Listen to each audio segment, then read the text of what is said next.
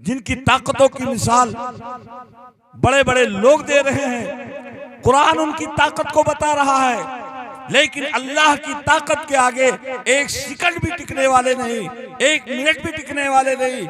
एक मिनट और एक सेकंड के अंदर अल्लाह तबारक व तआला ने तबाह और बर्बाद कर दिया। आज मुसलमान अपनी हालत को दुरुस्त कर ले, अल्लाह से ताल्लुक पैदा कर ले, अल्लाह के रसूल से ताल्लुक पैदा कर ले, तो इंशाअल्लाह दुनिया की कोई ताकत हमको हमारे अंदर खौफ नहीं पैदा कर सकती है। हम दुनिया की ताकत से डर नहीं सकते हैं, बशर्ते कि हमारे अंदर ईमान और पक्का यकीन ये हो जाए कि करने धरने वाली जात अल्लाह की है, नफा और नुकसान पहुंचाने वाली जात अल्लाह की है। अल्लाह के अलावा कोई ना हमको नफा पहुंचा सकता है, न कोई हमको नुकसान पहुंचा सकता है, न हमारी रोजी बंद कर सकता है।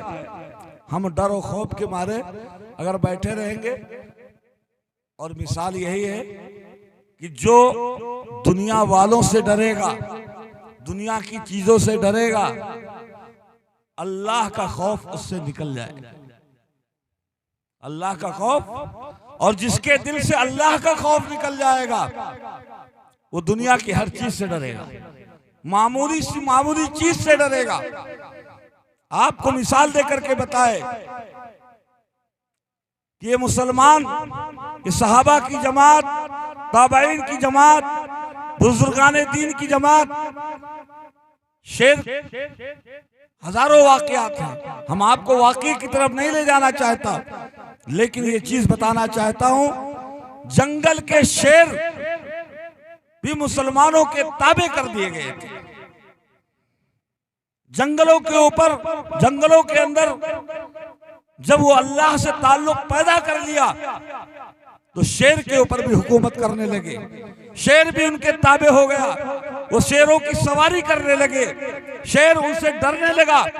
लेकिन इसके बरक्स अगर हम अल्लाह का खौफ दिल के अंदर नहीं रखेंगे, अल्लाह से, अल्लाह का डर नहीं रखेंगे, अल्लाह से ताल्लुक पैदा नहीं करेंगे, तो दुनिया की मामूली चीज से हम डरने वाले हो जाएंगे।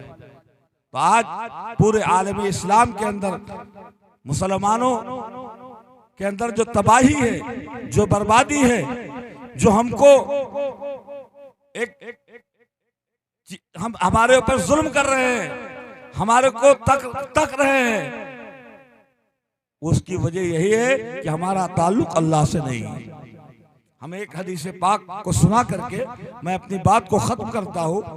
हदीस पाक के अंदर आता है, अल्लाह के रसूल सल्लल्लाहु अलैहि वसल्लम ने इरशाद फरमाया कि एक जमाना ऐसा आएगा, एक जमाना ऐसा आएगा कि मुसलमानों के ऊपर बातिल ताकतें, बातिल कौमें इस तरीके से टूट पड़ेंगी जिस तरीके से मुर्दार के ऊपर चील और कौवे टूट पड़ते हैं। सहाबा ने पूछा कि अल्लाह के रसूल सल्लल्लाहु अलैहि वसल्लम, क्या मुसलमानों की तादाद कम होगी? कहा नहीं, तादाद इससे कहीं 10 गुना ज्यादा होगी। मुसलमानों की तादाद कसीर होगी, ज्यादा होंगे। साहबा इकराम रिज़वानुल्लाहि ताला अजमईन ने पूछा, तो फिर कैसे, क्या हालात होंगे? कहा कि मुसलमानों के दिलों में वहन पैदा हो जाएगा। हदीस पाक के अंदर आता है, साहबा ने पूछा रज़ी अल्लाह ताला अन्हु, मल वहन या रसूलल्लाह सल्लल्लाहु अलैहि वसल्लम, ये वहन क्या चीज है? तो इसकी तफसील बताया अल्लाह के रसूल सल्लल्लाहु अलैहि वसल्लम ने फरमाया कि वहन का मतलब है कि 2 चीजें मुसलमानों में आ जाएंगी। एक, मौत से डर, कराहतुल मौत, मौत को नापसंद करने लगेंगे कि मौत जो है ना आए। मौत एक ऐसी चीज है, मौत के बारे में आता है कि मौत एक ऐसी चीज है, अल्लाह तबारक ताला से आप लोग मोहब्बत करते हैं कि नहीं करते हैं? अल्लाह से मोहब्बत करते हैं कि नहीं करते हैं? और मौत के जरिए से अल्लाह तबारक व ताला से आपकी मुलाकात हो जाएगी। हदीस में आता है कि मौत एक ऐसा पुल है जो एक महबूब को दूसरे महबूब से मुलाकात करा देता है। तो अल्लाह से हम मोहब्बत करने वाले हैं, मौत आएगी तो अल्लाह से मिलना आप नहीं पसंद कर रहे हैं। मौत को सोच रहे हैं कि मौत आ जाएगी, मर जाएंगे, दुनिया छूट जाएगी, दुनिया छूटने का डर है। अल्लाह के मिलने का शौक नहीं है। हम अपने बच्चों के छोड़ने का गम है, अपने मकान को जो हमने बना रखा है उसके छूट जाने का खौफ है, गम है।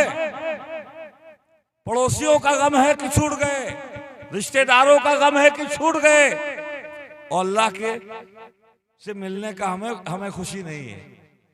भाई अल्लाह हम सबका, हम अल्लाह तबारक ताला से हम लोग मोहब्बत करने वाले हैं, तो अपने महबूब से मिलने का शौक नहीं है। मौत को नापसंद करने वाले बनेंगे, मौत को नापसंद करने वाले। अब बताइए कि मौत से कोई मोहब्बत करता है? मौत से कोई मोहब्बत नहीं करता है। आज जमाने में देखा जाए, हर आदमी सोचता है कि मौत ना आए, जिंदगी और लंबी हो जाए, जिंदगी और लंबी हो जाए, और माल कमा ले, और माल कमा ले। और दूसरी चीज जो पैदा हो जाएगी, हुब्बुद दुनिया, दुनिया की मोहब्बत, हुब्बुल माल, दुनिया के अंदर जो चीजें हैं सारी चीजों से मोहब्बत पैदा होगी। अब आप ये बताइए, बातिल ताकतों से मुकाबला करने के लिए जान भी देना पड़ेगा? जान नहीं देना पड़ेगा? आप अकाबरीन को उठा के देखिए, असलाफ को उठा करके देखिए, अपनी जान को कुर्बान किया। सैयद सालार मसूद गाजी रहमतुल्लाह अलैह के बारे में जानते हैं, कितने लंबे फासले से उन्होंने सुना, अजमेर से चले कि सुना बहराइच के अंदर एक सुहेल देव राजा है जो बहुत जुल्म करता है, और इस्लाम में तो जुल्म के खिलाफ लड़ाई लड़ना तो हमारी जिम्मेदारी है। हर मुसलमान की जिम्मेदारी है जुल्म के खिलाफ लड़ाई लड़ना। और आज हम मुसलमान हैं, जुल्म के खिलाफ आवाज बंद किए हुए हैं। कहीं बोलेंगे नहीं, कहीं दिक्कत ना आ जाए, कहीं जेल न भेज दिए जाए, कहीं मार न दिए जाए, कहीं जालिम हमारे ऊपर मुसल्लत न हो जाए, हमारा मालो दौलत न छीन ले, हमारे घर को ऊपर बुलडोजर न भेज दे। इस सारे डर हैं कि नहीं है? इसलिए हम चुप हैं। तो हम मुसलमान भी हैं और चुप भी, और सोच रहे हैं कि ये मसलहत यही है कि चुप रहो। इस वक्त हालात सही नहीं है। अरे हालात जब सही ना हो तो मुसलमानों की जिम्मेदारी है हालात सही, हालात के खिलाफ खड़े होने की। अगर जालिम मुसल्लत है तो जालिम से मुकाबला करने की यह हम सब की जिम्मेदारी है। अगर हम जिम्मेदारी नहीं अदा करेंगे तो अल्लाह तबारक तआला हमको साइड कर देगा, चलो जाओ अब कोई दूसरा आएगा तुम्हारी जगह पे।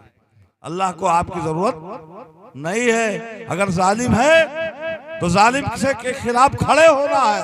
तुम नहीं खड़े होगे तो हजारों वाकयात है, अल्लाह साइड पे लगा देगा। जाओ तुम मुसलमान कहो, मुसलमान बने रहो, हमारी निगाह में तुम्हारी कोई हैसियत नहीं है, तुम अपनी जुबान से मुसलमान कहते रहो। तो बहरहाल सैयद सालार मसूद गाजी रहमतुल्लाह अलैह ने जब सुना कि जो है बहराइच में एक राजा सुहेल देव है जो बहुत जुल्म कर रहा है। अब वो जुल्म किस पे कर रहा है?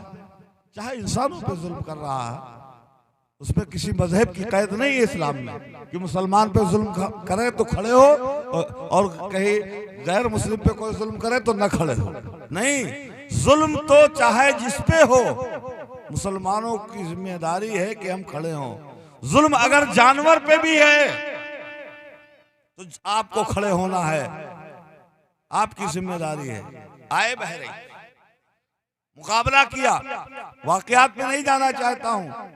आखिर के अंदर राजा सुहेल देव ने सैयद सालार मसूद गाजी रहमतुल्लाह अलैह को शहीद कर डाला।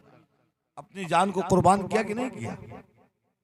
आज हम उनको बड़ी इज्जत की निगाह से देखते हैं, लेकिन जो उन्होंने काम किया है, क्या हम वही काम कर रहे हैं कि नहीं कर रहे हैं? हम सिर्फ जाएंगे उनकी मजार के ऊपर, उनकी कब्र के ऊपर और जियारत करके चले आएंगे, लेकिन हम उनके खादिम और गुलाम बनने की कोशिश नहीं करेंगे। हम अपने दिल के अंदर ये चीज और ये उमंग नहीं पैदा करेंगे कि जिस तरीके से सैयद सालार मसूद गाजी रहमतुल्लाह अलैह अजमेर से राजा सुहेल देव के खिलाफ लड़ने के लिए बहराइच आ गए थे, हम क्या कर रहे हैं? बहराइच पे जुल्म हो रहा है, हम अपने घरों के अंदर बैठे हुए हैं। ये हमारी जिम्मेदारी नहीं, ये हमारी जिम्मेदारी है। तो आज हमने और आप, वक्त बहुत लंबा चाहिए, लेकिन आपको ये सिर्फ यही चीज बताना चाहता हूं कि हमने अपने जिम्मेदारी को खत्म कर लिया है।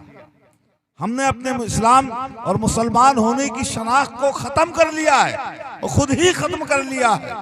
हम उस पर अमल नहीं कर रहे हैं। अल्लाह की निगाह में हम मुसलमान हैं या नहीं है? हम मुसलमानों की जब जिम्मेदारी नहीं अदा करेंगे तो हम सिर्फ जुबान से मुसलमान बने रहेंगे, तो ऐसे इस्लाम का और मुसलमान बनने का दावा जो है अल्लाह की निगाह में काबिल कबूल नहीं है। अल्लाह ताला हम सबको कही हुई बातों के ऊपर अमल करने की तौफीक अता फरमाए। आमीन व आखिर दावाना अनिल हम्दुलिल्लाहि रब्बिल आलमीन।